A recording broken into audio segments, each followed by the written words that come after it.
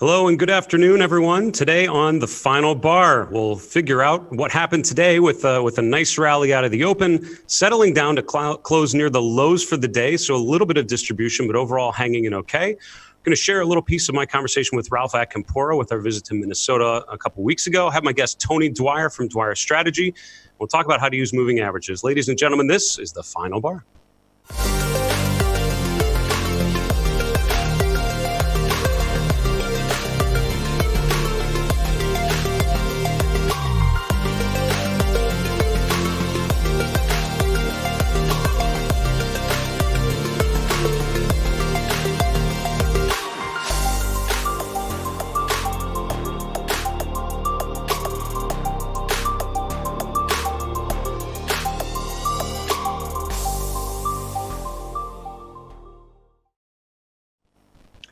Hello, everyone. Good afternoon. Welcome to this edition of The Final Bar. I'm your host, Dave Keller. I'm the Chief Market Strategist here at StockCharts.com in Redmond, Washington.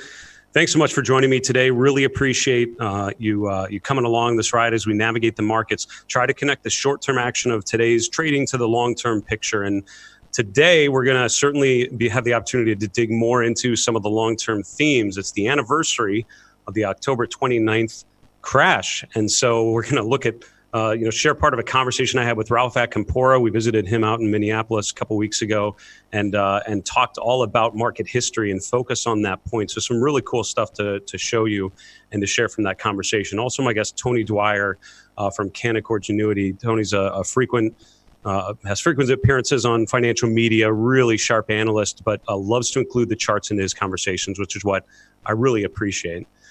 Before we get to that, I did want to remind everyone I'll be at the Traders Expo in Las Vegas. That's coming up November 7th through 9th.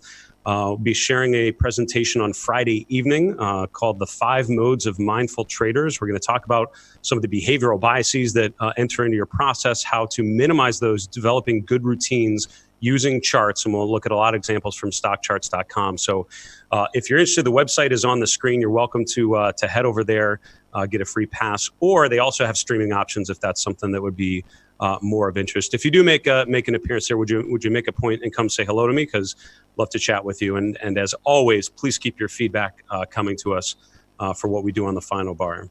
So today, in a heavy earnings week, right? Last week and this week, we've got all the FANG stocks essentially reporting. Just had MasterCard, Alphabet all reporting in the last 24 hours. And so the markets now are all about digesting those, earnings news events and how they play into the individual charts. But it's also thinking about the big picture. And my guest and also my conversation with Ralph, who we're going to share with you in a bit, I think really show the long-term perspective about where we've come from and a really a perspective of where we could be heading, depending on all of the information that you hear. So let's think a little bit about what happened today and then how it connects. So the S&P closed down a little bit, right? Down just 0.08%. So essentially flat for the day. This is the daily chart, this is the last 2 days looking at the market dashboard. So you can see the big run out of the open and then sort of the tapering off. We hit a peak just around 11 o'clock Eastern time and then slowly made our way lower after lunch to finish toward the low. So, in general, thinking short term about the market, here's a daily chart of the S&P. It's certainly more distribution than accumulation today. So after 2 straight days of really, pushing near the highs, accelerating into the close in a lot of ways, we had more of a distribution pattern today. There's a lot of things you might call this. If you're a candlestick aficionado, you'd actually call this a shooting star candle, where it's a open and close near the lows of the day and a high upper body or a high upper wick, that's our shadow, that tells you that, again, we rallied higher, but then closed back towards the low. So more often than not, in a vacuum, all else being equal, that tends to signal the next bar or two should be lower, based purely on candlestick analysis. So that's something to keep in your mind as we've just eclipsed the previous highs and gone higher. But again, the last couple weeks and really the month of October after the first couple days has really been a story of resiliency, a story of the market chipping away, stocks looking better and better. One of the pages I tweeted out a little earlier this morning was this one, which is looking at all the global markets. This is a candle glance page that I have up. You can see how I use StockCharts. I have a bunch of tabs open all the time. And again, Chip Anderson, our founder and president, does not appreciate how many charts I like to load at once, but that's okay. And And so essentially, if you look at this, it's a great way to just look across a bunch of global markets. We're looking at major regions at the top. We're looking at a number of individual country ETFs down the way. And then at the bottom, I've got some more macro things like the overall, entire global market index. But if you look, how many of these charts look bad? And the answer I have to say is absolutely none of them. You have some charts that look really good, charts breaking to new highs, things like France, which has recently broken to a new closing high, new price high, also Switzerland, Italy right there. Japan accelerated much further. We had a guest last week to talk about the importance of the Japanese market, but also in emerging markets, places like Russia, where the market's at new highs. You have others that are not at new highs, but are rotating higher. So you have something like China, India, which again, relatively weaker than some of these other markets, have established a higher low, and with something like the FXI, a recent higher low, and now breaking to new swing highs, right? Breaking above the highs from the previous month. So, out of all of these charts, how many of them look bad? I would say absolutely none of them. So that is the environment. So regardless of what you think about market history or about a certain indicator or anything, the facts are the market has been in an uptrend, and that the S&P has recently broken to a new intraday high and a new closing high. So everything else after that has to be fed into that lens, right? From that perspective, that bias. One of the charts we've looked at that I just wanted to highlight was the S&P breadth by cap tiers. And this is a chart that I review. It's part of the Mindful Investor chart list. And again, if you don't have this, just shoot me an email. I'm happy to share the link with you. Just email me at thefinalbar@stockcharts.com. I'll send you these charts so you can have them on your side as well. But what I do is color code the advanced decline lines for the S&P 500, for the New York Stock Exchange, which, sort of a much broader index, than the S&P mid-cap index and the S&P small-cap index. And this is looking at advancers, decliners for each of those. And I've color-coded them green and red. There was a period not too long ago where most of these were red, back here at the beginning of October, when they were all breaking to new swing lows. They're breaking below the level from July. And I sort of saw that as a sign of impending negativity, thinking, market's going higher, but a lot less stocks are participating, especially the riskier names down the cap spectrum. That's a sign of relative weakness. But look at what has happened since then. I've slowly, one by one, changed these all to a neutral amber color, and now have changed them all to a positive green color. I do it over the weekend, so probably this weekend, if we remain there, I think small caps will turn positive as well. But again, overall, you have the sign of breadth, which was suggesting potential weakness, all actually rotating and being more on the positive side. So I think you have to keep that in mind. This is another chart I wanted to highlight, and we're digging a little bit on breadth here.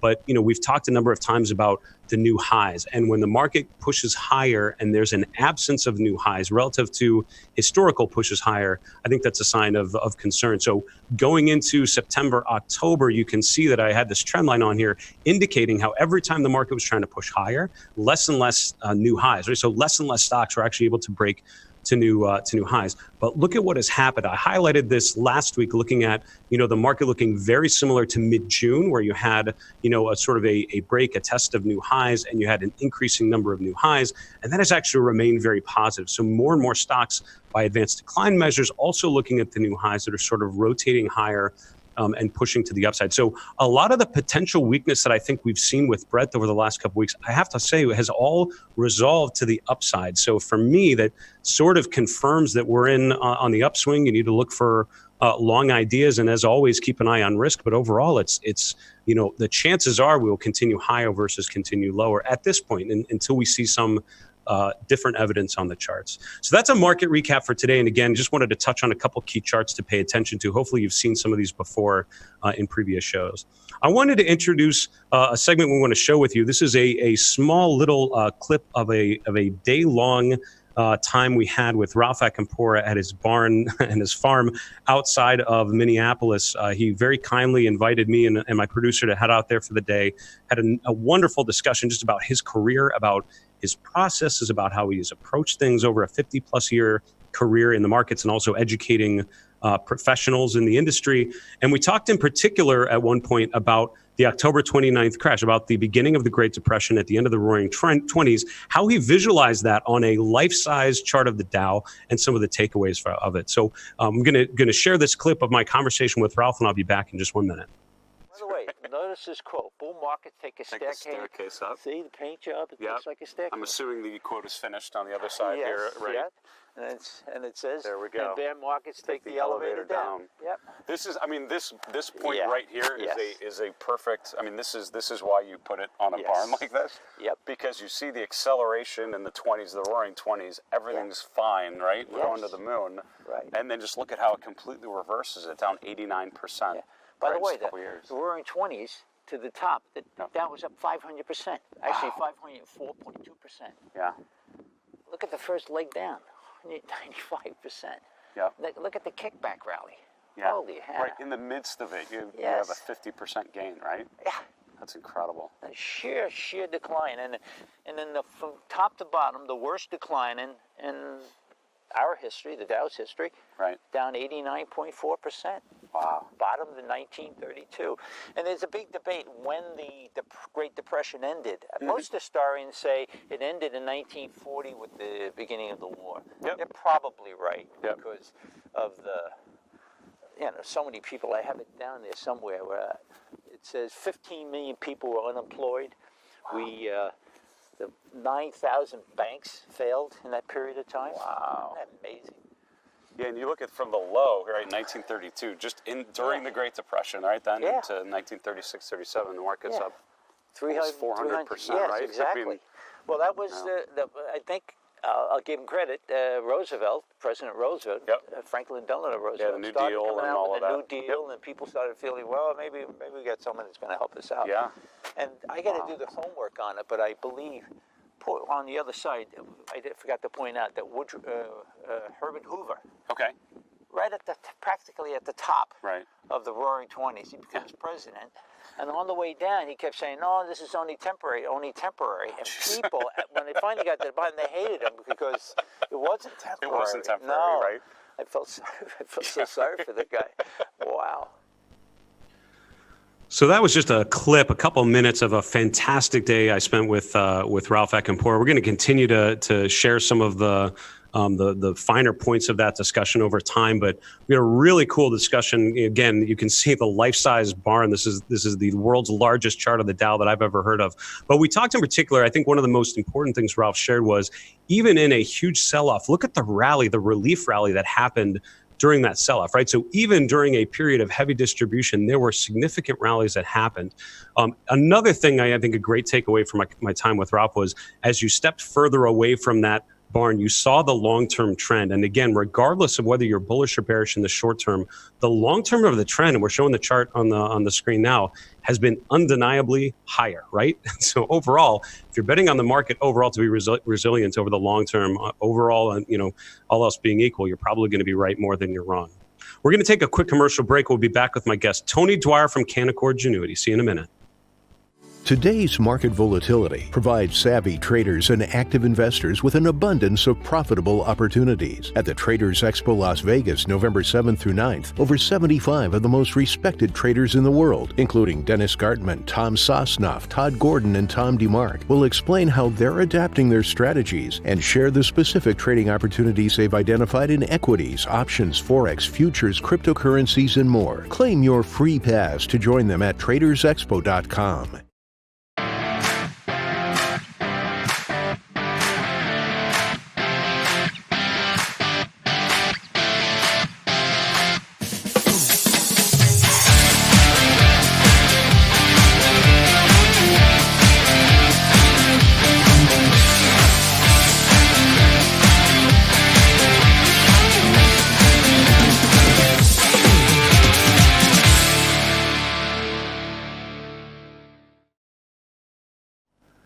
Hello, everyone. Welcome back to the show. This is Dave Keller, your host, and I want to welcome on my guest, a good friend, a much more accomplished pilot than I will ever be, but someone that I've enjoyed talking with about those things very often. Tony Dwyer from Canaccord Genuity. Tony, thanks so much for coming on the show. I appreciate it very much.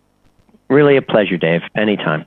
So you have sent, we could spend hours on each one of these charts, some really good history and some thoughtful things. We started here looking at the S&P relative to Fed easing cycles, super timely. What are you seeing here? So that blue line is the median gain of the mean gain of the S&P 500 when you look at prior easing cycles. When you look at the vertical dashed black line is the second rate cut, and the red line is the third rate cut. So typically you got your second rate cut about a month and a half ago, and typically you have a median 29 trading days between the second and third cuts. So this is fitting almost exactly with what goes on historically. And of course, the last two cycles, Dave, get all because they're the most obvious and the nastiest, they get all the attention. But if you actually look at it from the date of the second rate cut, which again was last month, your median gain 6 and 12 months later is 11 and 18% respectively. So the idea that the Fed is cutting rates should make you negative, I believe, is a lot more historically unique than it is. You should get bullish on it, and we are, as you know. Right. So overall, I know you've been pretty positive on prospects for the market. This certainly seems to illustrate why that's an appropriate place to be. Now talk about this relative to the 10-year yield. I know this is a chart. Okay. Visually, a lot of people try to unpack. How are you describing this? This is my favorite chart. Okay, so I got 60 charts. This is my favorite one. Here's why. We keep trying to make this thing like it's a unique relative to this cycle, and people say it's 10-year economic cycle, 10-year bull market, and I would disagree with that. So the question I pose to the viewers is, what if we're actually 9 months into a new economic and market cycle rather than 10 years into the same one? We've been through two prior mini recessions, and by mini recessions, I mean a manufacturing recession driven by global activity. So everybody knows that the industrial complex has turned negative, has been negative globally for some time. So everybody's looking for what's already been found. We have a manufacturing-based recession. The good news is money is still flowing, which we'll get to in a second. But the good news is that we've been able to not go into an overall major recession because the consumer gets to take advantage of lower rates. So let me take you through this slide. The red line is the 10-year note yield. The black line is the S&P 500. Think back to 2011 when the market made a 19.6% drop peak to trough. Now, I don't know about you, Dave, but that's 20% to me. So, I'm going to leave the media to the absolute 20% gain, but that's a bear market. What's interesting is that the S&P rallied 22% into that red line low, the 10-year note yield low. So there was about a 9-month lag between the drop in stocks, and then eventually the 10-year note yield reflected why? Weaker economic activity, and it made its low. Okay, during that period, the S&P was up 22%, obviously led by the defensive sectors because the yields were going down. Coming off of that low, the S&P off of that red line low, the 10-year note yield low, the S&P rallied 34% or 38% into the peak at the end of 2013 when the 10-year made its peak. So when the 10-year turns, it goes from a mini recession trade to an offensive trade. And the same thing happened in 2015-16. In 2015, we all know, was definitely an internal bear market at the low on February 11th. Then that led the low in the Treasury yields a few months later, again, reflecting what the stock market had already said, economic weakness. So the stock market went up 18% from its low in February to the low in the bond yields later that summer, similar to that other time. And again, once you made that low in the 10-year, you went offensive. The S&P went up 34% into the 2018 peak in yields. So again, I know I'm kind of grinding into this, but the current environment, we had the 19.8%. Sorry, Dave, I'm going to call it 20% again. Nutty, I know. The 19.8% drop in December of last year, that led the low in the Treasury yields in September. So again, this is the third mini recession of this cycle. So offense is the trade once you come off that 10-year note yield low, which we did. So it's interesting. We're almost out of time, Tony, but I'd love to go back to this first chart and maybe think about the second one as well. With both of these, the challenge I've always had thinking about cycles and thinking about the repetitive nature of markets, how the markets tend to rhyme, is what if, I hate to use a trite phrase, what if this is different, right? We're sort of seeing the median return, seeing the averages, but at what point would you see that something's different? Is it a divergence of some sort in the price pattern relative to what's expected? Is it a break of the cycle in something, or is it something outside of the chart of the S&P that you would be looking for? Like, what would be the signal that, okay, this is starting to be... Can you go to the third slide and I'll show you? You got it. Okay, this is the corporate bond yields. You notice in 2007, 2008, 2009, how that bottom half of that chart was trending higher. Sure. It actually made its low in 2005. Yep. What happens when you're about to go into recession, which is the end of the game for the equity market, is when that top half, what drives that is the blue line, which is the high yield bond yield. Right. Starts going up in a risk-off trade, confirmed by a decline in the black line, which is the 10-year U.S. Treasuries. Right. So the spread between those two lines on the top half of that chart are shown on the bottom half. What you notice in the most recent activity is the yield on the corporate high yield index has gone down with the Treasury yields. That is so stimulative because it means that credit is still available and companies are able to borrow. So the first thing I'm looking for is when a true risk-off trade is happening, that blue line is moving higher. 3 or 2 fantastic charts and a really good take, Tony. Next time you come on, if you will come back on, we will spend the entire time talking about flying. But for today, I say thank you so much for these couple charts. Really appreciate it. But it's always a pleasure to talk to you. Thanks, Dave. All right, folks, that was Tony Dwyer from Canaccord Genuity. And again, one of the strategists on the sell side that I have always enjoyed following, really enjoyed digging into the weeds with him, and a pleasure to have him back on sharing some of his thoughts. So thanks to Tony for doing that.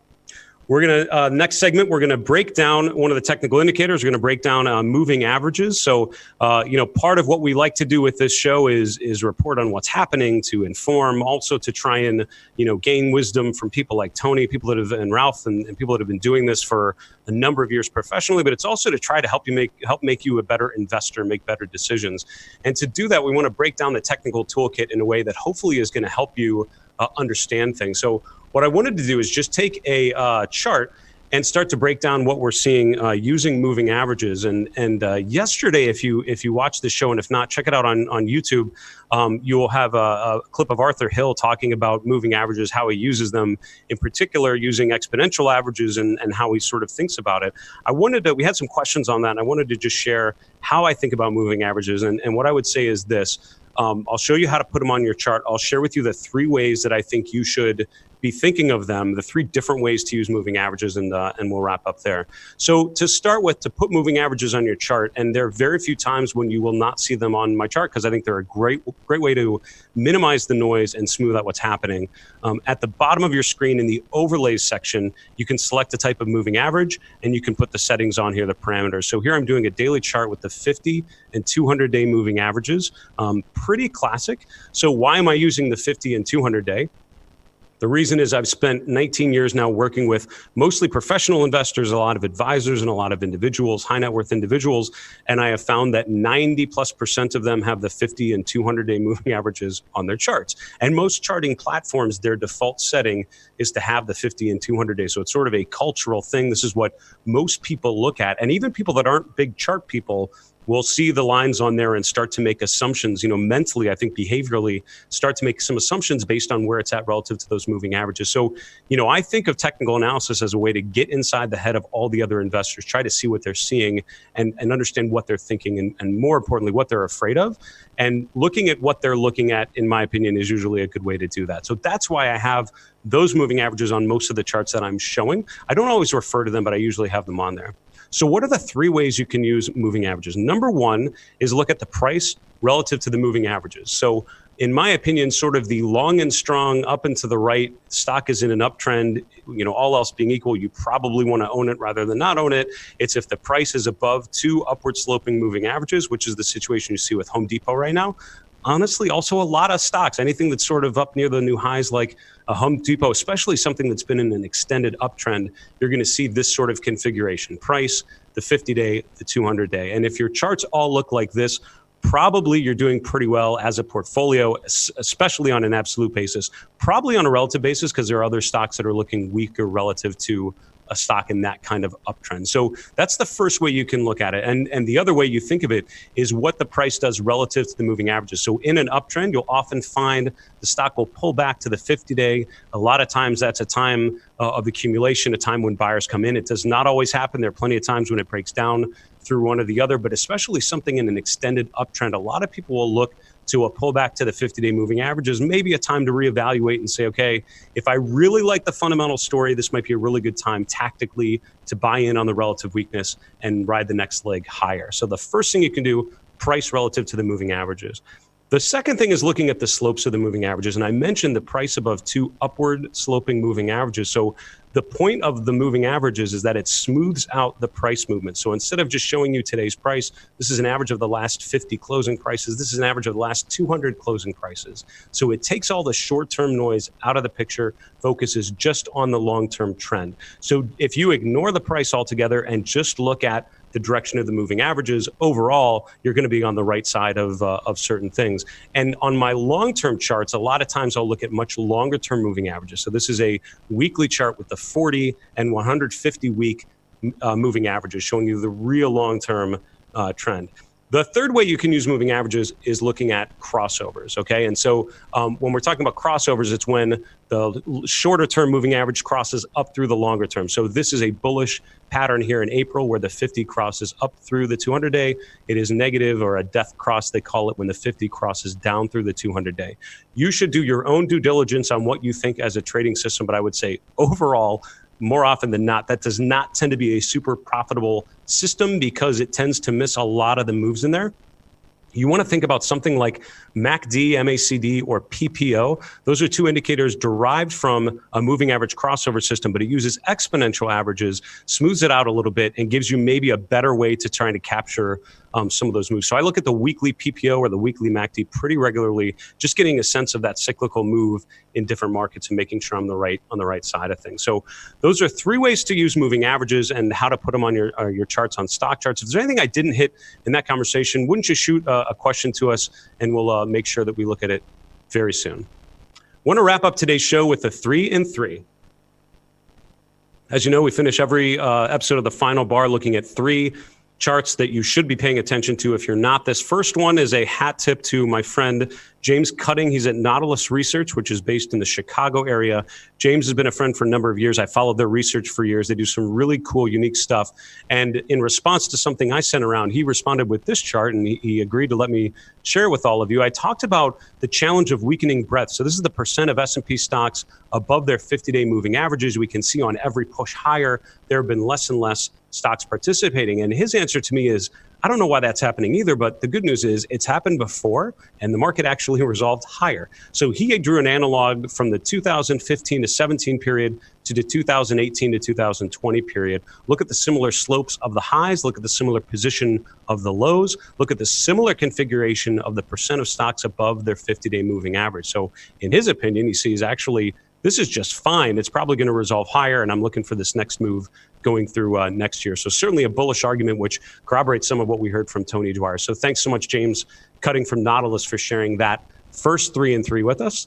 The second one is a chart of the dollar. I occasionally bring this up. It's not one of the main charts I pay attention to, but I always like to follow non-equity assets, currencies, commodities, interest rates as a way of understanding the environment. And we've talked about this chart before, sort of this pullback we had in the dollar at the end of last year as the market sort of rallied. We had the weakness in the dollar into the first couple weeks of this year.